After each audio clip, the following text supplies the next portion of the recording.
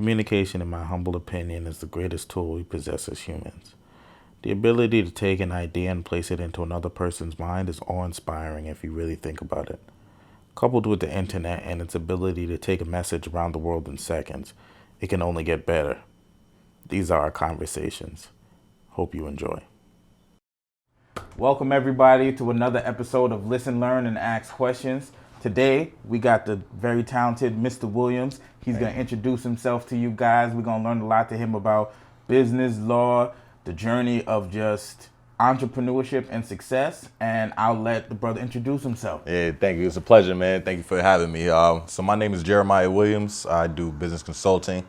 I'm a serial entrepreneur, meaning that I do venture out into a lot of different business projects.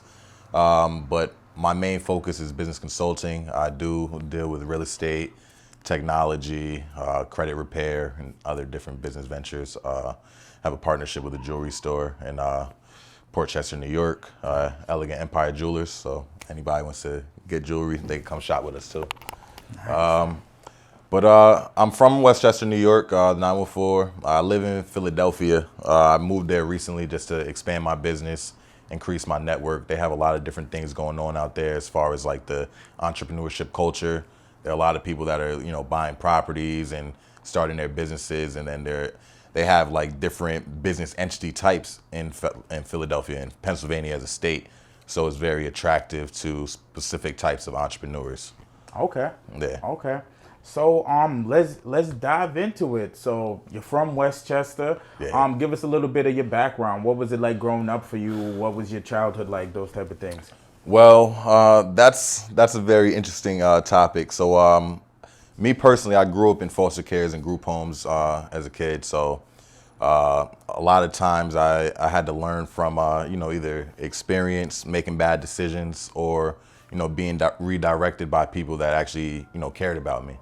And it took some getting used to, growing up more independent than other kids and having a different type of childhood, so to speak, but going through these different obstacles. But I noticed that it kind of made me a little more like fact-based. A lot of people deal with their emotions. And just the way that I grew up, it made me deal with facts more because I just wanted to have points proved because I had to advocate for myself. Yeah. And I knew that people didn't really care about how I felt, but if I could bring them the reality of things, that I could get my point across and then, get the kind of desired outcome that I want. And with that type of thinking, it translated great into business because I just come in, I'm very serious, I'm very motivated. I'm also very outgoing with like who I work with. I'm very like family oriented with the team that I have around me. And I think that's very important as an entrepreneur, is just to have that type of culture with the people that you're getting money with, that you're out here taking chances with, and investing and making sacrifices, with your time, your family, your money, all these different things. So it's just important to have that. As far as like growing up, I mean, it didn't really make me feel the type of way as far as like, seeking sympathy or anything like that. It just really made me more like I can't fail. I hear you. That was where my mindset was Back that against the wall type thing. yeah. So it was just like no matter what I do, I always thought to myself like I don't have anything to fall back on. So everything that I had to do, I just had to do at the highest level possible, and a lot of people used to tell me that it was like my attitude was cocky because of it, but it was just the confidence that I needed to have because you have to be able to believe in yourself before anybody else can. And until you do that, then you're gonna take criticisms regardless. I mean, the most civilized person had a criticism about him. You know what I'm saying? So we're all gonna experience it, and it's all about overcoming it and using it to your advantage. If there is something out there that you're kind of embarrassed about or something, you still should embrace it, because if it ever comes out, it should never be able to hurt you or hinder you from what you're already building. Nice. A lot of people try to hide those things, and then if it comes out, they kind of like retreat because they don't know how to handle that type of pressure or that type of attention on those things. So once you embrace everything about yourself and about what you're doing and you believe in it, you'll be all right no matter what. All right. So, what kind of businesses are you in, and what led you to each one of those businesses? Because you said you were a serial entrepreneur. Right. So, So my first business project was the consulting thing. And this came about because in college, I had a large amount of responsibilities. I was the president of my student government. So I was in charge of, handling close to $200,000 for different events for the students every week. That's federal money. Yeah, That's a that big was deal. yeah, it was big. So I had to do all my fact checking. I had to go check the reports from years prior just to make sure all the money added up. Just to I didn't want it to fall on me. Being where I'm from. Being a young African American man, I didn't want. So I'm like, oh yeah. So I advise everybody when they're stepping into a position of authority, if there was somebody there before you, just to make sure that they had everything tied up how it's supposed to be, because those things could ultimately fall on you if it comes out. So just always make sure when you're getting yourself into something, whether it be a house, make sure you check the pipes. Whether it be a business, make sure you check the history. It's always important to just make sure that when you get there, that nothing could fall on you. But your question. So your business ventures that Right. you've been in, and what got you on those So paths? yeah, like I was saying, being the student government president, I was in charge of like having these events and funding different clubs and organizations within the school. So through that, I started reaching out personally to these different schools and these different restaurants and these different organizations that I wanted a part of the school culture. And with doing that, I recognized how much like kind of a management role that I play, like an agent, a management, a talent scout. So I just like recognize all the different little abilities that I had to get specific projects done. And I knew that I could make money off of them if I did them a certain way. I knew I wouldn't be making money off of it as a president of a student government, because this is what I was supposed to be doing. But I knew that if I had a business and I could take these skills, I could make money off of them. So I kept that in the back of my head.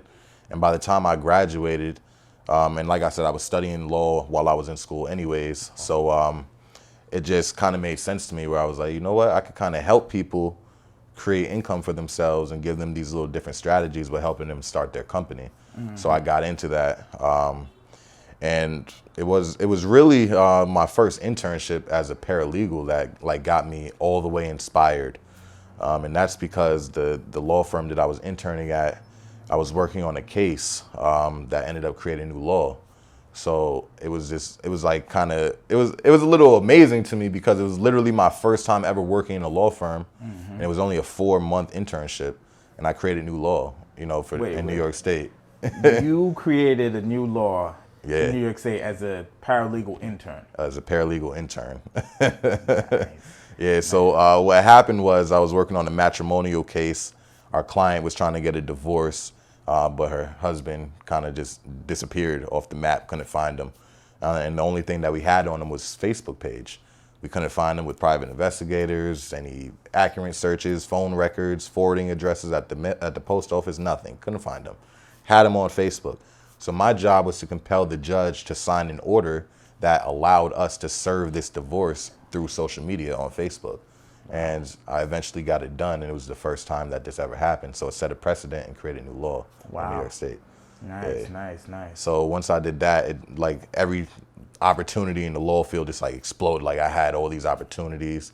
I jumped out of the gate, finishing school. I was making $60K working for a law firm in downtown Manhattan. And I was just like, wow, like my life changed from being a foster kid to now I'm the youngest in every building I go to. You know what I'm saying? So it was just like really inspirational, inspiring to myself, and others were seeing my story. People that knew me, then they were seeing, how much you could change your life once you apply yourself and you stay focused and consistent with something. And I actually started inspiring people who I grew up with to kind of go down the same line as me. So it's like a lot of people that I went to school with that are like, they contact me like, yo, bro, I'm in law school because of you. Like, you inspired me. And I'm just like, wow, I didn't even know. I was kind of just using social media to like show people my life, but I didn't know that it was going to take the turn that it did. So with the following that I received, all the like support that I was getting, it just said, you have to be an entrepreneur right now. Give up these jobs. You're going to be good if you just do it. Just go ahead and do it. So I still was fighting myself with it, because every entrepreneur is going to worry about income. They're going to worry about how they could pay the bills. And a lot of people just aren't willing to take that risk of not knowing if they're going to be able to pay those things. And that's very understandable and responsible. But in this life of an entrepreneur, you just have to be willing to take those chances, especially when you're used to having nothing. So it just gives more fire to you as an entrepreneur when you have something to work for. You have this goal, you have this life that you never want to go back to, and this life that you want to be living. And just like it just encourages you, and then eventually it encourages others. Now people are inspired by your life, and all you did was live. True. But some people don't live, and you learn that, and you just like some people just take the easy way out, and it's funny because the ones that want to take the easy way out are attracted to the shiniest things in life, and you start to wonder like, what is their motivating forces, because anything I wanted, I knew that I had to work hard for, and these people want things that they seemingly don't work hard for. So I'm not sure if they think about it in a way like, oh, I need to work hard to get that. They see you with a nice car or some jewelry on, or you're just out every night doing whatever you want, taking trips. And they just they glorify it, but they never glorify the work that was put in to get those things. And I think that's where people think backwards, is they're not recognizing what's necessary to get these places, get to these places and be able to do these things. And social media makes it look easy, and people, they tend to idolize some of these people that are just coming on there being flashy and showing them these things like, oh, you could be rich if you just do this, like the Robert Kiyosaki guy, right? Like he started buying houses when they were much cheaper in the market, but now these houses are 3 times the price, but he's still encouraging you to, oh, you could be rich off of my plan. But everybody just they have to take something from everybody and create their own little formula. And that's what I did. I watched a lot of great people. I watched the Will Smiths and the Kobe's and, the Nipseys and the Martin Luther. I watched all the greats. I watched them all say they work hard, they believe in God, and they never gave up despite whatever happened to them. And I took those things, some of their ideologies, and I created my own. And people come to me for my blueprint, and I'd give them what I have, but I also let them know you have to add your own things too in order to succeed. So, with entrepreneurship, what's your why? My why, honestly, is just I have this thing where I just really have a close attachment to the kids that are in the group homes and foster cares, and it's mainly because it's so easy to see yourself in them, because you look at them and you see the problems, quote unquote, that they give, but you kind of know why they're doing it and what the simple answer is. There's a solution for everything. I chill out with this agency. There's a couple group homes and stuff out here in Westchester that I go to. I speak to the kids regularly. I go give them things. I help them open up bank accounts. But there was this one foster parent that I was hanging out with the other day, and their kid was saying some very outlandish things, and the foster parent didn't really know how to respond. And I was like, I bet you it's this. I told the parent what it was. I went up to the kid and I asked him, and I was like, is this what it is? And the kid was like, yeah, that's the reason why I'm acting out this way, because I need this. And I went and I told the parent, and it solved the issue. But what happens is a lot of people, they're not patient enough or understanding enough to see the problem, why people have certain problems. And once you're able to identify that, when you can look at somebody and say, okay, I see there's something wrong. I don't know what it is yet, but if you're patient enough to watch their actions without judging them and having any predeterminations against them, and you just what really is the issue? You stay focused on what the issue is because you want to solve it. And that's my why, because I know how and I want to solve these issues with these kids, because they have the ability to be greater than me, greater than you. You get what I'm saying? And they're still human, but they get called a group home kid or a foster kid. They're not just a regular kid. They're labeled as something, and it's stigmatized. And people don't attach me to group home kid or foster kid because they see I'm at a certain level of success. But I make sure I remind them this is where I come from, and I don't want anybody to think that because I came from here that I can't be a certain level of great, or I can't give back or care at a certain level. So my why is just to make sure that they're not forgotten and they're understood, and that they get all the things that they need. Because they often, after they get out of these homes, they end up in jail, dead, like a lot of the ones I grew up with. They're all in that situation. It's very rare that they got an opportunity like I did to get a scholarship to go to college. That's really what saved my life. I probably would have been another statistic had I not gotten a scholarship. So I'm just always appreciative of that. And, you know, I want to create scholarships for them because it changed me. Nice. So if it could change me, I know it could change them. I hear what you say, my brother. I definitely hear what you're saying. So, I remember we had a previous conversation for it, and it kind of explains as to why I have my do-rag. You said you went to college, you graduated with a 3.9 GPA, and you said you went to graduation do-rag rap. With the do-rag on, with the cape out. With the flap out. Oh, you was do-ragging. That's what's up, brother. Yeah, I had to let them know, man. That's what's up, brother. Why did you do that? What did that symbolize for you? So for me, it was more so like an identity to my culture. We wear do-rags for fashion. We wear it for our hair care. We wear it for so many different reasons, but people stigmatize it to mean ignorance. And I felt like I had the opportunity, one, because I always do wear a do-rag anyways. You know, I always wear one. So it was just like, why not wear it to my college graduation where I know it could be controversial, but I also can associate it with excellence because I'm graduating summa cum laude, and they're seeing like, oh, this is our student government president, summa cum laude, do-rag. And I just wanted to be associated with greatness, not just, you know, mediocrity or ignorance. And that's what a lot of people were. And, you know, they even came up to me, deans and some associates, and they're like, hey, you should take your do-rag off. And I'm like, why? And they're like, it doesn't look right. And I'm like, it matches what I'm wearing. It's presentable. It's clean. It's a clean silky. What do you mean it doesn't look right? I have a whole cap with a string hanging. This looks okay? Why does a do-rag not work with it? So I resisted, and I never relented, and I wore it. And people were like, yo, bro, you graduated top of your class with a do-rag. I respect it. Yeah. You did it for the culture. That's it. That's the most important part because I talk to a lot of people because, like, when it comes to being a young black man or a young man of a minority, and we sag our pants, we wear do-rags, we have hoodies. There's all these things that are looked at, and you hear people talk about, oh, yeah, we should make it illegal for it to do that. And in my head, and that's why I wore a do-rag, it's just like, why, to remind me to have this conversation, why do we demonize our own style that we do? Like, we're kids. Like, I used to sag my pants. I don't sag my pants as much anymore. Right. I still sag a little bit, but it's like, why do we demonize our style? Like, because there's Caucasian kids out there. They have gauges. They wear long hair. They sometimes wear gothic stuff and emo stuff. Nobody's trying to make their fashion Right. while they're growing and transitioning into an adult illegal.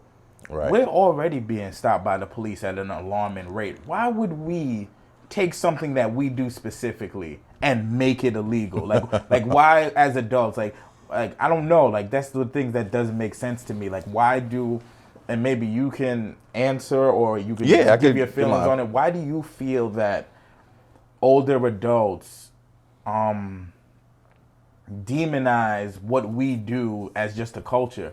Because if you think about it, the dudes that was hanging from a tree, they were wearing 3-piece suits back in the day when they were lynching black people. Exactly. They was dressed to the T. Shiniest shoes, they had a 3-piece suit on, and guess what? They were still hanging from a tree. Right. So why do you feel we demonize? I think you kind of just touched on it.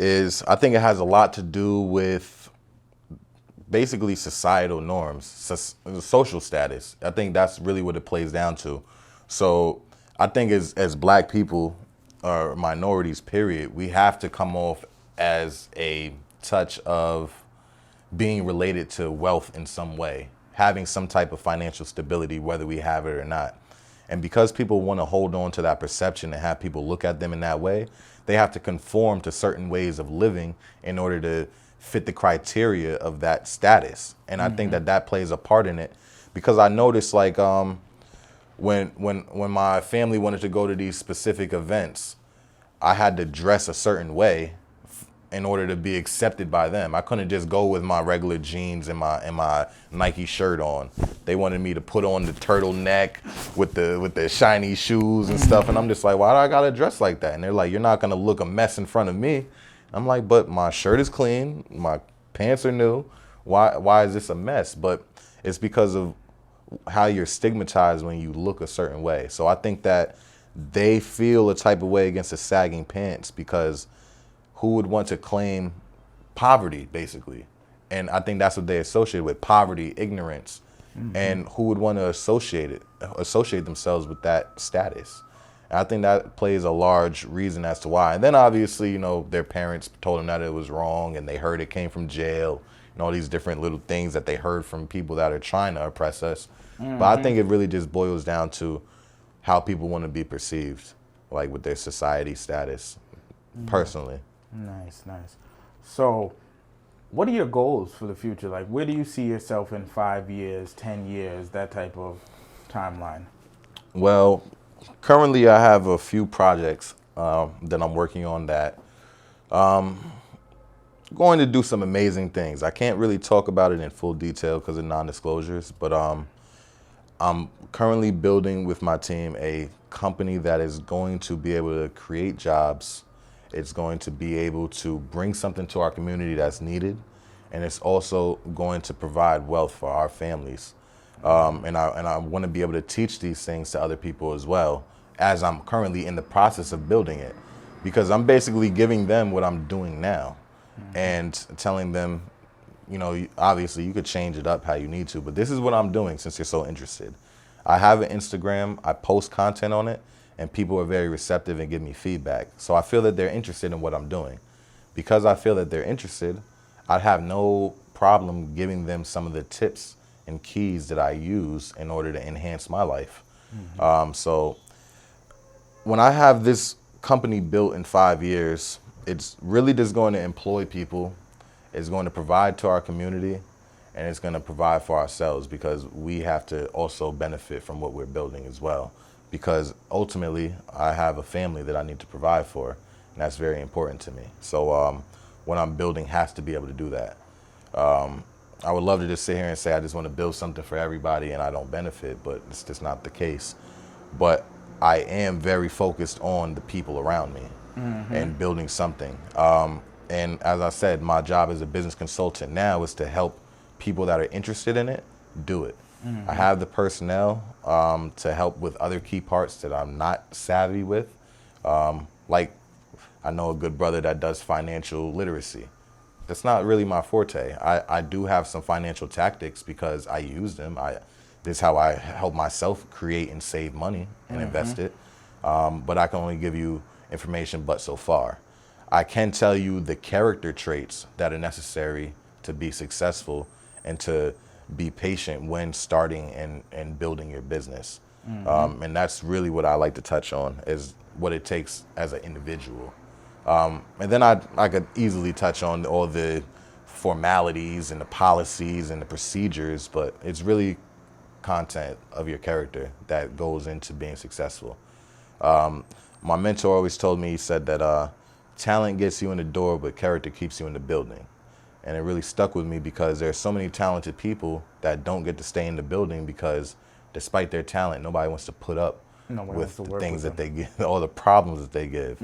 So if people could just focus on working on the content of their character, they wouldn't have to portray themselves to be a certain way and go super hard to maintain that false image. A lot of people go harder to maintain the false image than they do to build one. And that's the kind of society that we live in, and that's what social media enables people to do, is to work really hard at looking like something that they're not, as opposed to working really hard and having to go through the day-by-day struggles that come with building something for yourself. Because people just want to be able to have money every day and buy anything at any moment that they want, but that's not the case. Because it's important for people to understand that, because let's say somebody thinks I'm just this six-figure guy. I'm not debating that either, but there may be a day they come around and they're like, oh, you could buy this $500 item, right? And I'm just like, my funds aren't set up for that. they might not believe that I'm this six-figure guy anymore because I can't make a three-figure purchase.